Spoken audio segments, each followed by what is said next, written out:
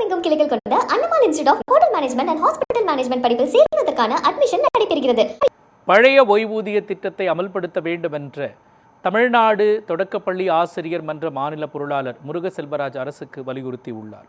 நாமக்கல் மாவட்டம் திருச்செங்கோட்டில் பேட்டியளித்த அவர் 2009ஆம் ஆண்டுக்கு முன்பு நியமனம் செய்யப்பட்ட ஆசிரியர்களுக்கு தகுதி தேர்வில் இருந்து விலக்கு அளிக்கும் வகையில் தனி சட்டம் இயற்றப்பட வேண்டும் எனவும் கோரிக்கை விடுத்தார்.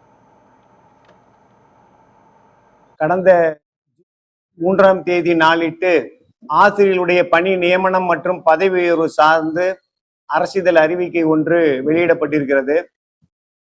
ஜூன் 3ஆம் தேதி வெளியிடப்பட்டிருக்கக்கூடிய பணி நியமனம் பதவி உயர்வு சார்ந்த அரசிதழ் அறிவிக்கையை நிறுத்தி வைக்குமாறு தமிழ்நாடு அரசிடம் தமிழ்நாடு தொடக்கப்பள்ளி ஆசிரியர் மன்றம் கேட்டுக்கொள்கிறது. இந்திய உச்சநீதிமன்றம் ஆசிரியர்களுக்கு கட்டாய தகுதி தேர்வை திணித்து பிறப்பித்திருக்கக்கூடிய உத்தரவை எதிர்த்து மத்திய மாநில அரசாங்கங்கள் மேல்முறையீடு வழக்கினை தொடுத்திட வேண்டும். பதவி உயர்வு பொதுமாறுதல் கலந்தாய்வை இணைத்து ஆசிரியர்களுக்கு 2026-27ஆம் கல்வியாண்டில் மாறுதல் கலந்தாய்வை தமிழ்நாடு அரசாங்கம் நடத்திட வேண்டும். உபரி இடைநிலை ஆசிரியர்களை ஒன்றியத்திற்குள் மட்டும் பணி நிரவல் செய்திட வேண்டும்.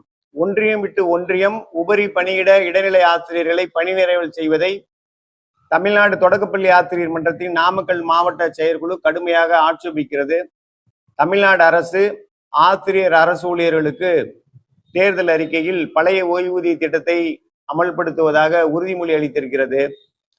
இத்தகைய உறுதிமொழியின் அடிப்படையில் மாண்புமிகு தமிழ்நாட்டின் முதலமைச்சர் அவர்கள் பழைய ஓய்வூதிய திட்டத்தை தமிழ்நாட்டின் ஆசிரியர் அரசு ஊழியர்களுக்கு அமல்படுத்திட வேண்டும் என்று தமிழ்நாடு தொடக்கப்பள்ளி ஆசிரியர் மன்றத்தின் மாவட்ட செயற்குழு வற்புறுத்தி கேட்டுக்கொள்கிறது.